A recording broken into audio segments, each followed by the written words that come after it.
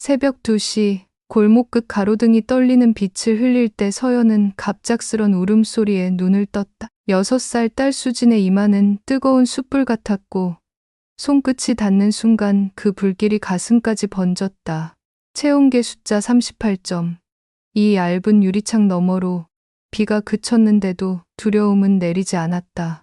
해열제를 먹여도 열은 꿈쩍 않고 서연은 코트도 제대로 걸치지 못한 채 택시를 잡았다. 젖은 공기 속에서 괜찮아, 조금만 참자라는 말은 자꾸 비에 씻겨 나갔고 응급실 흰 불빛은 새벽보다 더 차가웠다. 접수대를 지나 소아과 당직실 문이 열리자 하얀 가운의 의사가 돌아섰다. 그 얼굴을 보는 순간 서연의 다리에서 힘이 빠졌다. 강지훈. 고등학교 마지막 겨울 소문과 비난 속에서 끝도 없이 멀어져 버렸던 사람. 7해 동안 마음속 서랍 맨 밑칸에 눌러두었던 이름이 병원 냄새와 함께 확 열려버렸다. 지우는 놀람을 금세 눌러 담고 처음 보는 환자처럼 차분히 물었다. 어디가 아파요? 수지는 엄마 뒤에 숨으며 낮게 훌쩍였고 서연은 최대한 평평한 목소리로 증상을 말했다. 귀를 살피고 목을 비추는 그 손길은 조심스러웠다. 이수진, 6살. 알레르기는요? 계란이요. 그 짧은 대답에 지훈의 눈동자가 미세하게 흔들렸다.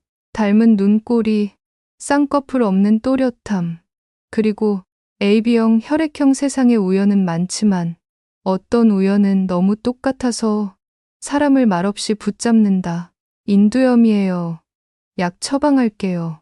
진료가 끝나갈 무렵 수진이 불쑥 말했다. 선생님이랑 나랑 눈이 비슷해요. 엄마가 그랬어요. 내 눈은 특별하다고. 한순간 공기가 멈췄다. 서연은 급히 손을 잡아 끌고 문을 나섰다. 발자국 소리가 복도에 맺혀 깨어질 듯 이어졌다. 약을 찾는 동안 마음속 시계는 오래전으로 되감겼다. 20살도 안 되던 겨울, 억울한 누명 하나의 친구들은 등을 돌렸고 사랑은 침묵으로 마무리되었다. 그 침묵은 시간이 지나도 사과가 되지 않았고 아이가 태어나도 위로가 되지 않았다. 그래도 사람은 살아간다. 낮에는 미용실 의자에 앉은 이들의 흰머리를 정성껏 물들이고 밤에는 아이의 기침을 세며 하루를 접는다. 젊음이 다 지나가고 난 후에야 비로소 배운 단단한 믿어줄 사람이 없어도 내가 누군가의 전부가 될 수 있다는 것. 그래서일까 다시 마주친 그 얼굴 앞에서 가장 먼저 떠오른 것은 분노가 아니라 두려움이었다. 7해 동안 지켜온 평온한 일상이 잠깐의 우연에 흔들릴까 봐. 그러나 또 한편으론 아이에게는 아빠를 알 권리가 있다는 오래된 문장이 마음 어딘가에서 미약하게 반짝였다. 새벽 바람이 유리문 틈으로 스며들었다. 서연은 숨을 고르고 종이봉투 같은 하루를 단단히 접어쥐었다. 아직은 아무 말도 하지 말자. 내일의 열이 내린 뒤에 그때 가서 생각하자.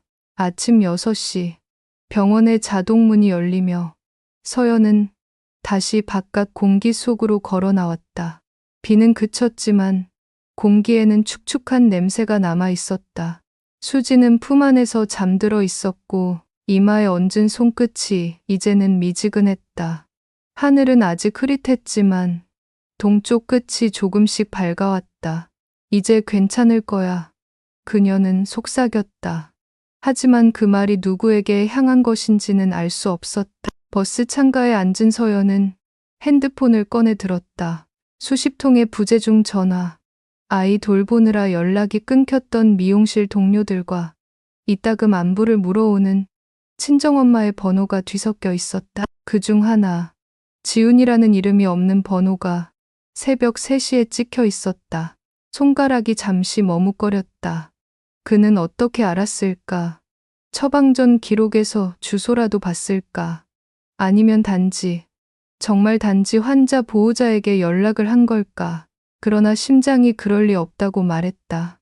그때 문자 하나가 떴다. 환자 상태 괜찮습니까? 혹시 열이 계속되면 바로 오세요.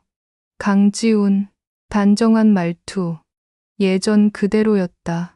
서연은 잠시 답장을 썼다. 지웠다를 반복하다. 결국 아무것도 보내지 않았다. 휴대폰을 주머니에 넣는 순간 버스가 덜컹하며 코너를 돌았다. 유리창 밖으로 병원 간판이 멀어졌다. 그날 오후 미용실은 주말이라 손님이 몰렸다. 드라이기 소음과 염색약 냄새 사이에서 서연은 평소처럼 웃고 머리를 감기고 예약표를 확인했다. 그러나 거울마다 비치는 자신의 얼굴이 어쩐지 낯설었다. 언니, 어젯밤에 어디 갔어요? 눈이 좀 피곤해 보여요.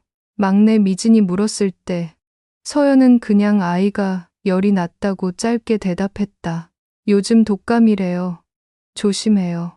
그렇게 하루를 마치고 문을 닫고 불을 끈 뒤에도 손끝이 계속 떨렸다.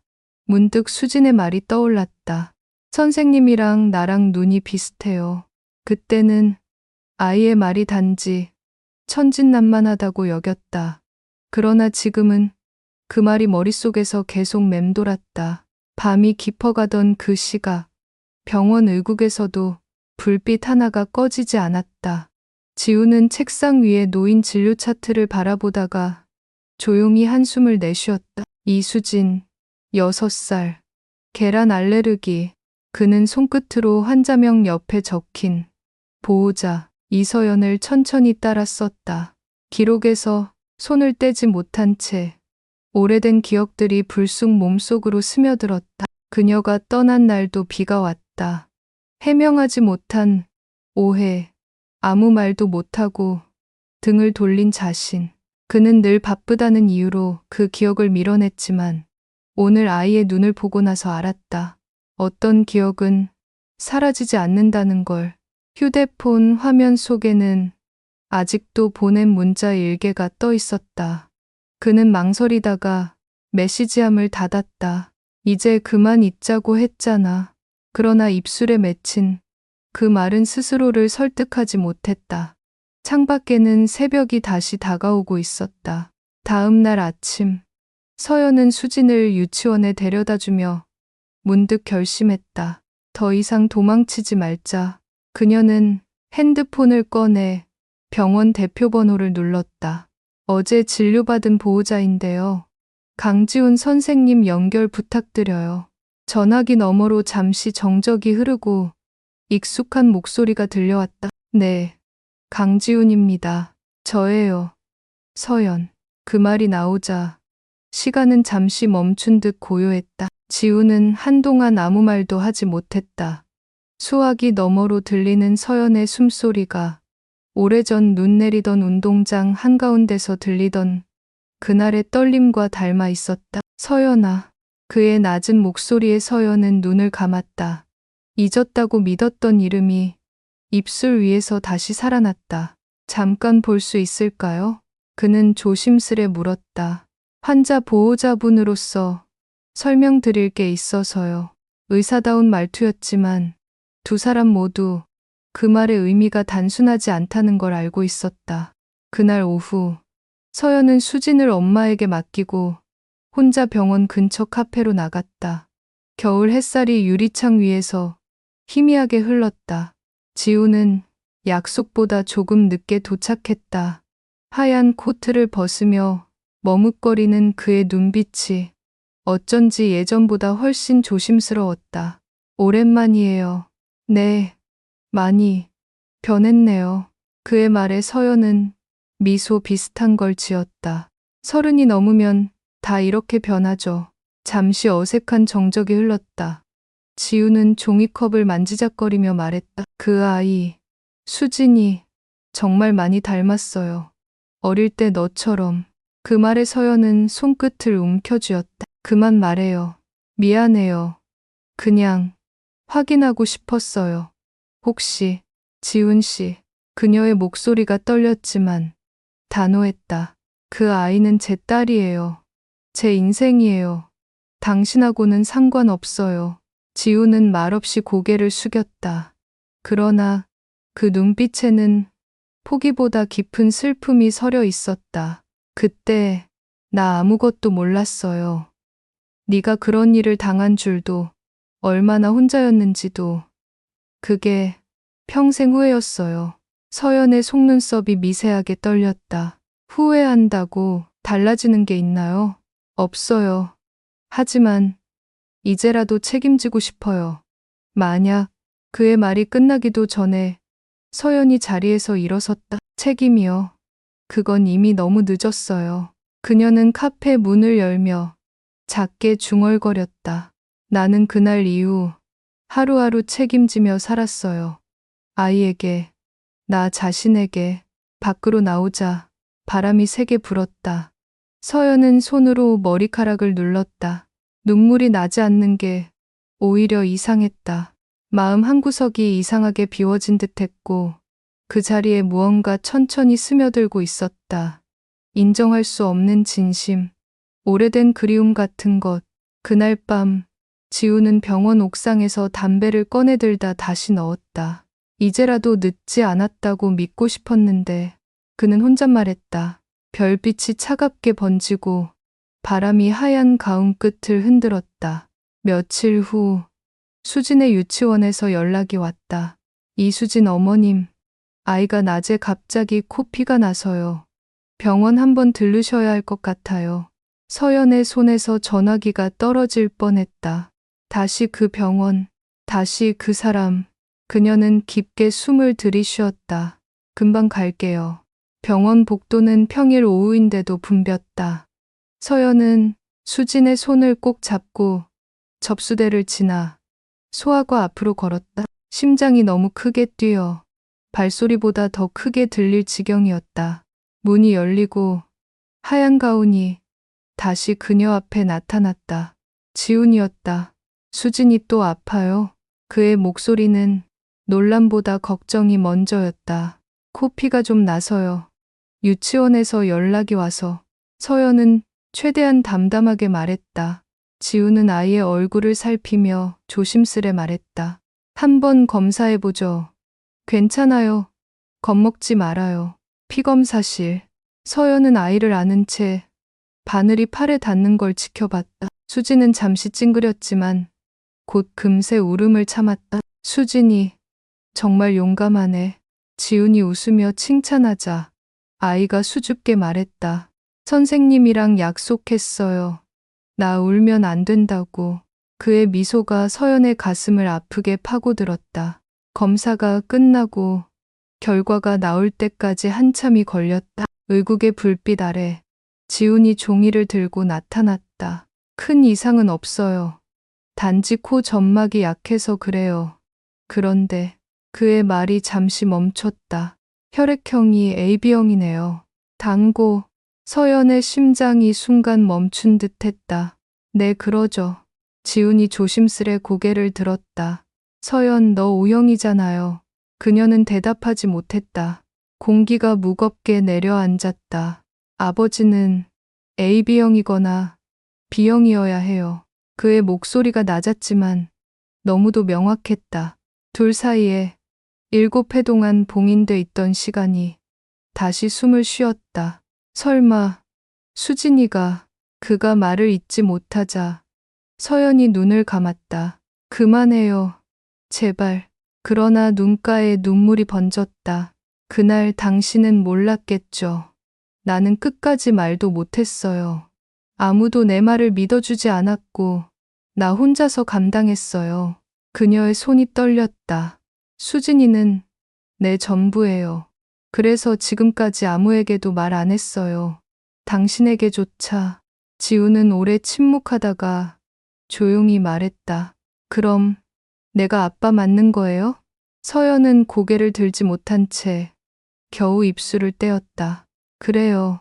그 순간 세상 모든 소리가 멀어졌다. 지우는 잠시 숨을 고르더니 의자에 앉았다.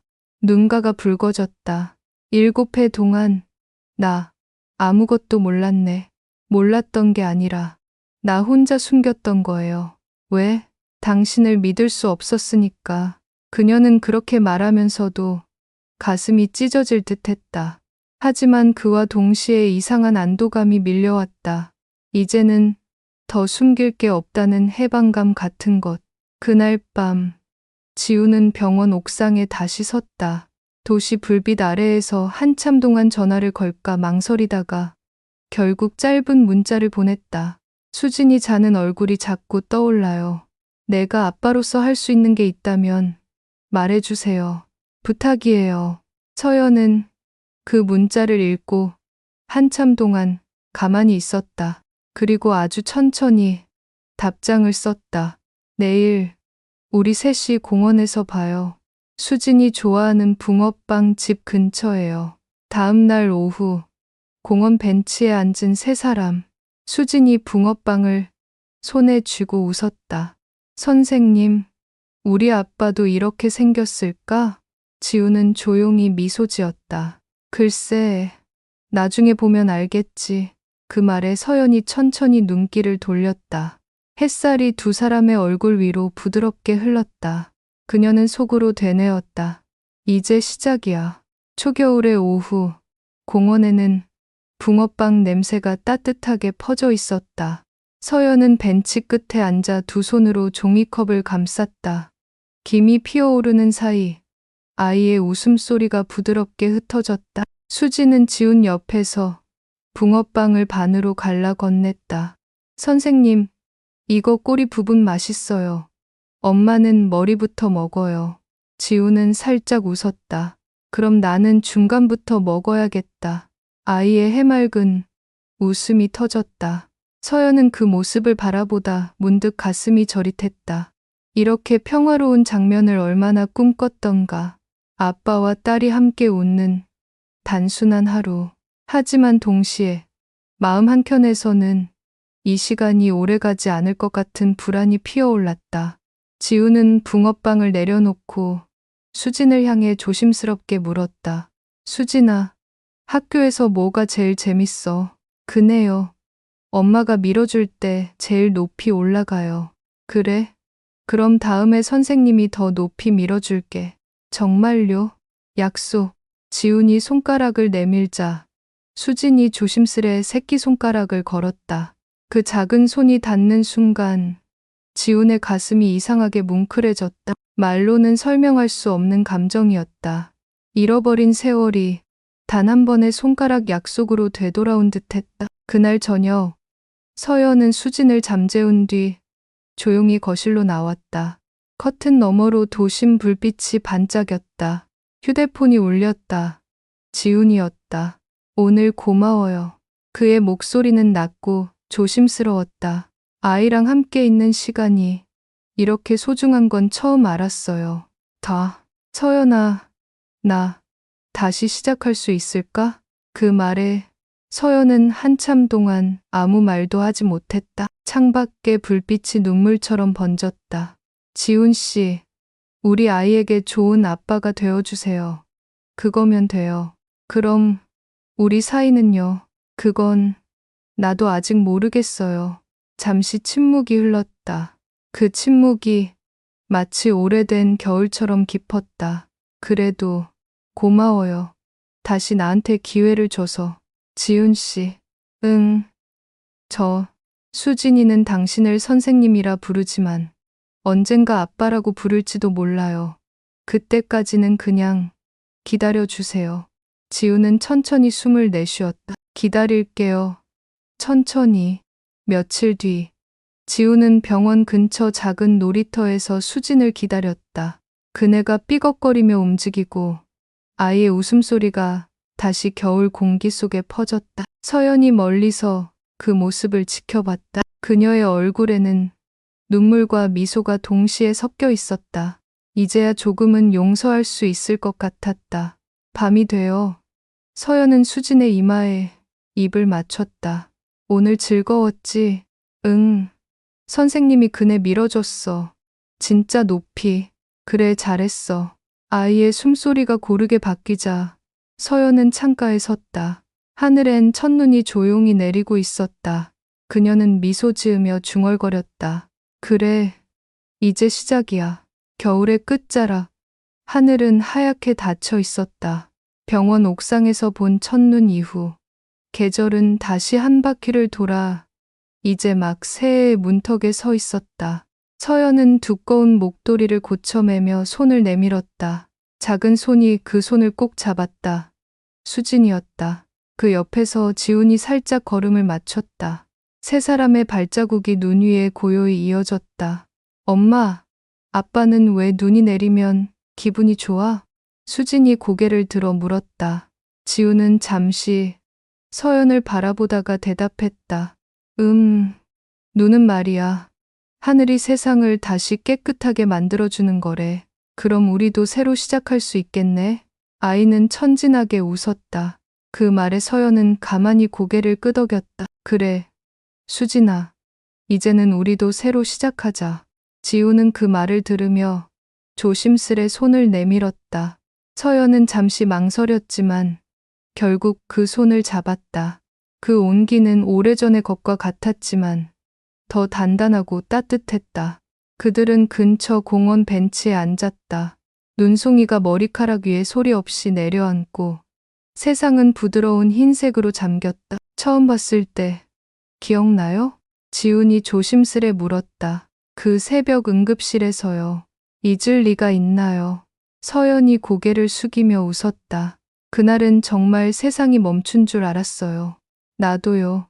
그런데 이제는 그날이 있어서 다행이에요. 그녀는 그 말을 듣고 천천히 하늘을 올려다봤다. 눈송이가 내려와 그녀의 속눈썹 위에 앉았다. 수진이 손으로 눈을 받아내며 소리쳤다. 엄마, 눈사람 만들자. 좋아. 아빠도 같이 하자. 지훈이 곧장 무릎을 꿇고 눈을 굴리기 시작했다.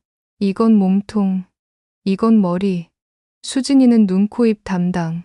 응, 내가 당근 코 할래. 세 사람의 웃음이 하얀 공기 속에서 퍼져나갔다. 그 순간 서연은 문득 깨달았다. 지난 모든 눈물은 이 웃음을 위해 흘렸던 것일지도 모른다고. 눈사람이 완성되자 수진이 두 사람을 번갈아 보며 말했다. 우리 셋이니까 이름은 가족이로 하자. 지훈과 서연은 동시에 웃었다. 그래, 가족이. 지훈이 손을 내밀며 말했다. 우리 약속하자. 어떤 일이 있어도 수진이 옆에 있을 거야. 서연이 그의 손 위에 손을 포겠다. 그리고 서로를 믿자. 두려움 대신 믿음으로. 그 위에 수진의 작은 손이 포개졌다. 약속. 해가 서쪽으로 천천히 기울었다. 노을빛과 눈빛이 섞인 공원은 따뜻하고 고요했다. 서연은 마음속으로 속삭였다. 이제야 진짜 겨울이 끝났구나. 지훈이 그녀의 어깨 위로 살며시 코트를 덮었다. 춥죠? 조금요. 하지만 괜찮아요. 왜요? 이제는 혼자가 아니니까. 지훈이 웃었다. 그 웃음 속에는 지난 세월의 후회와 지금의 사랑과 앞으로의 다짐이 모두 담겨 있었다. 하늘에서 눈이 다시 내렸다. 그들은 그 아래서 서로의 손을 잡고 천천히 걸었다. 세 개의 발자국이 나란히 끝없이 이어졌다. 눈이 내리는 이 순간 모든 용서와 사랑은 새로 시작된다. 봄이 오고 여름이 지나고 또다시 겨울이 돌아왔다. 도시의 나무들은 눈꽃을 다시 피웠고 거리마다 붕어빵 냄새가 바람을 따라 흘렀다. 서연은 가게 문을 닫으며 전등을 끄고 두 손에 장갑을 꼈다. 밖에는 이미 해가 져 있었고 길 위에는 흰빛이 고요히 내려앉고 있었다. 멀리서 수진의 웃음소리가 들려왔다. 엄마, 아빠랑 눈사람 만들었어. 이번엔 진짜 크다. 그녀는 고개를 들어 두 사람을 바라보았다. 지우는 아이 뒤에서 장갑 낀 손으로 눈을 털어내며 웃고 있었다. 그의 코끝이 빨갛게 얼었지만 그 웃음만큼은 따뜻했다. 이제 사진 찍자 엄마. 수진이 외치며 폰을 내밀었다. 하나 둘 셋 웃어요. 찰칵 플래시가 터지고 하얀 눈이 반짝이며 흩어졌다. 그 순간이 영원히 멈춘 듯 고요했다. 그날 밤 세 사람은 창가에 나란히 앉아 사진을 보았다. 화면 속 눈사람 옆에는 세 사람의 얼굴이 붙어 있었고 그 아래에는 수진이 직접 쓴 글씨가 있었다. 우리 가족이 행복해요.